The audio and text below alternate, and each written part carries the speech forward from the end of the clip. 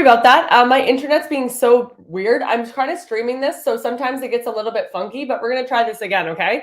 So we're going to get started. We're going to start again. Sorry about that. In three, two, one, let's go. Ladies, welcome back to the Evolve and Elevate podcast. Today we're talking about the number one thing holding you back from losing weight. Right now you're feeling off track and you're feeling stuck because you just can't seem to lose the weight. And you feel like you're doing everything right, but nothing's working because you've cut out all the quote unquote bad foods. You're doing your best to get your workouts in, you're tired, and you're sick of running in circles. And this is frustrating because it doesn't matter what program you do, you feel like when you join it, nothing really works. So you're starting to feel like you're the reason that you're not seeing the results as opposed to the program.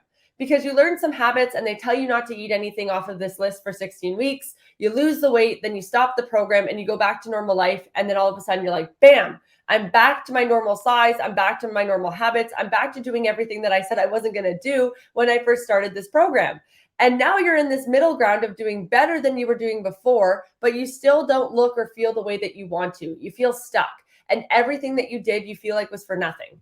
Thousands of dollars spent and hundreds of hours spent on programming and workouts and food prep, and all for what? The problem is you're not adaptable, ladies. This is why these programs are not sticking. And don't get me wrong, the actual program might be very restrictive in itself. But the thing is that if you're just following this piece of paper blindly and not looking at like what factors also contribute in your day-to-day life, you need to learn how to be adaptable and use these as guidelines because you're not adapting to life as it happens. And as soon as a barbecue or an ice cream cone or a bag of chips appears, you're letting it derail you. And yes, I say let. Because at this point in your fitness journey, you know that you can have a little of this or a little of that because you've done your research and you learn this during your phase of information gathering. But if you refuse to apply it because you're convinced that if you eat it, you'll gain weight and you're scared to do it alone and introduce these foods alone because you've never done it and you don't know what will happen and you'd rather stay where you are and stay stuck than try it on your own. And you kind of have this failed attempt at trying to lose weight and you don't really want another failed attempt. So as much as you want to incorporate these foods or you want this balanced approach, you're also terrified because you don't really want to try it on your own because you're like, what if it doesn't go the way that I think it's going to go? You know, what if all these other ladies can eat all these foods, but I actually can't? But ladies, the more adaptable you are to situations and the more you focus on portions rather than focusing on the type of food that you're eating, the more successful you're going to be because you're actually going to enjoy your life while you do it. And weight loss has this like hook of being, you know, it has to be shitty food and it can't be fun and you have to suffer and work or grind for the results you want. But when in reality, you don't really have to do that. And also, if you're not enjoying the process on the way to get to the result that you want, you're not going to be able to sustain the process. And a really great example is like when I was competing, right? 16 weeks, I cut out sugar, cut out junk food, I cut out anything and everything that you can think of, right? Other than the stuff that was on my plan. And as soon as I was done, I was like, I can't wait to go back to normal life because I hadn't created the habits that I needed in order to sustain that lifestyle, right? So you can eat healthy foods that make you feel good and some fun foods that make your heart happy and still see progress that you want.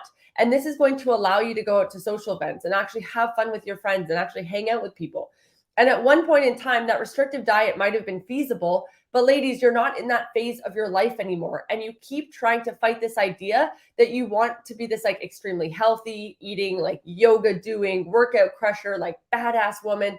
But like you're a mom and you're a busy entrepreneur, or maybe you're a working lady. Heck, like maybe you're even doing shift work, right? And that lifestyle is just like, it's not conducive to what you want, which is a balanced lifestyle. Because if you wanted to just be like super healthy and eat super clean and all these kind of things, you probably would have done it by now. And that's why you're having such a hard time restricting all these foods because you don't actually want to. And because if you wanted to, you would, right? Like if you really didn't want to eat those because they didn't feel good, you would do it. So I challenge you ladies to start learning how to find that balance. And if your end goal is to be someone who is like only eating like extremely nutrient dense foods and, you know, being like a workout badass and just going like 6 days a week and doing your cardio and all these kind of things, then that's fantastic. But you also have to recognize where you're starting at. And if you're not in a spot where that is your regular day to day, it's going to be very difficult for you to try and sustain that. So you're way better off starting with 1 to 2 habits that are going to get you closer to that point than just trying to jump all in because you've done that before. And ladies, it doesn't work. Okay. So being more adjustable and having those some days where it's like, some days you're pushing your workout, some days your workout might be walking the dogs or playing with the kids, or maybe it's even like your overtime shift. You worked 14-hour days. Like maybe you have 30,000 steps and it's just time to go sit down and go home. But ladies, it doesn't mean that you failed. And if you keep mentally tearing yourself down and telling yourself that you didn't do good enough, it's never going to work, babe. Because the thing is that you're taking away your freedom, and you're taking away that fact that, you're actually doing a really good job. But when you keep tearing yourself down, we talked about this in an episode just this week, which is basically like you can't like turn your body into something that you love from a place of hate, right? So it's not going to work. So if you take away anything from today's podcast, it's that life is not going to be perfect. It is never going to be perfect, and you need to stop waiting for it to be perfect. Life is going to throw everything it's got at you, and it doesn't mean that something's happening to you, or, of course I try and get fit and then this happens and this happens and this happens, or this, I wanted to do it, but then I got COVID, or this happened and then I wanted to do this. Like life is going to happen, ladies. And instead of trying to find a perfect situation where you're able to get fit, I challenge you to start learning how to adapt to what life throws at you. And because I want you to succeed, I'm also going to give you the tips that I give my clients, because I want to make sure that you ladies are actually set up for success, because it's a lot harder said than done, or it's a lot easier said than done, right? So the first thing is that we need to change your mindset and the language that you're using. This is not happening to you. It is just happening. You can either react or be proactive and try and anticipate certain things. So for example, if you're up all night on shifts or with a baby, you're probably going to be tired the next morning. Instead of waking up and wondering why the heck you're so tired, anticipate it ahead of time so that you can prepare. If you know that you're tired and you know what you're like when you're tired, then what is your workout going to be like tomorrow? Right? Instead of sitting there festering and be like, no, I can't get a good workout in tomorrow. It's going to be so crap. It's going to be garbage. I'm so sad. It's like, you know what? I had to stay up later today. So you know what? I'm not overly happy or thrilled that I have to have maybe a shittier workout tomorrow, but I can still go into that workout with as much enthusiasm and as much dedication as I can, right? It might not be your top tier performance, but it still could be pretty good, right? You never know. Sometimes my best workouts are after I'm exhausted. You never know until you start, right? And remember that non-amazing things happen to everyone. So just do the best that you can with what you have. But remember, it's not happening to you. It is just happening, ladies. It is just happening. Secondly, adapt. It's not, I can go to the gym, or I can't this, I can't that, for example. It's like, maybe I can't go to the gym today, but I'm going to try an at-home workout or a cardio day. Maybe today I focus on a quick stretch or a walk. Maybe I focus on food today and make sure that my meals are fantastic since I can't hit the gym. Okay, so make sure that you're actually adapting to what's happening. If you're not able to go do that, for example, on Saturday, I plan to be driving to Toronto. I'm probably not going to get a workout in, but the thing is I'm still going to make sure that my food is on check so that next time I go to work out, I'm feeling good and ready to go. Okay. Lastly, give yourself time to change. It takes time, and there are going to be more days than not that you don't feel like doing it, especially at the start.